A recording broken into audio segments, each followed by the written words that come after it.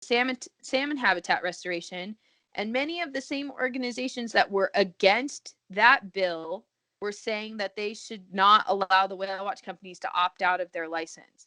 I'm like, so is it about Southern residents or not? What's it about? You don't want to save the Southern residents' food. You don't want to pay for it. Everybody has to pay for it. And then you're saying that the whale watch companies should be forced to pay to watch them while you don't do anything to protect their food's habitat? Like, who? What?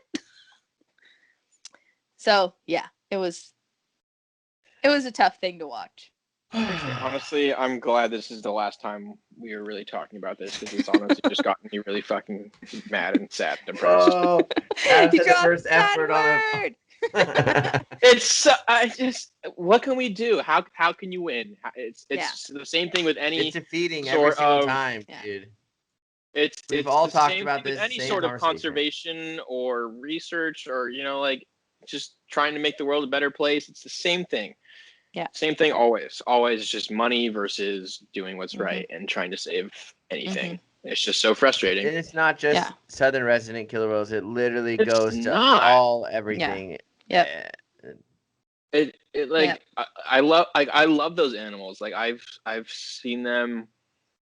I first when I graduated from high school, me and my buddies took a road trip up to San Juan Island specifically to see killer whales. And looking back on it now, like we took a trip that was kayaking with killer whales, and like looking back on it now, we were so lucky to even see residents. And I specifically remember the guy pointing out, oh my gosh, that's J2 Granny there. And that was like one of the last sightings of her before she had passed away. And like, I will always hold that memory so fondly of like having the opportunity to kayak with killer whales. And then, I worked there for a whole summer, and then I was lucky enough to see them in Monterey with Slater. And like these whales, like, they mean the world to me and so many other people, but it's not just about them. It's about chinook salmon. It's about the eelgrass. It's about the whole ecosystem in the Salish Sea.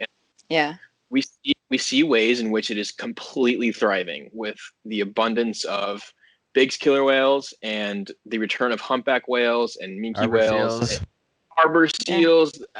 Incredible amount of harbor seals and stellar sea lions and minks and bald eagles, and just you see the potential of what it can be and how incredible it can really be.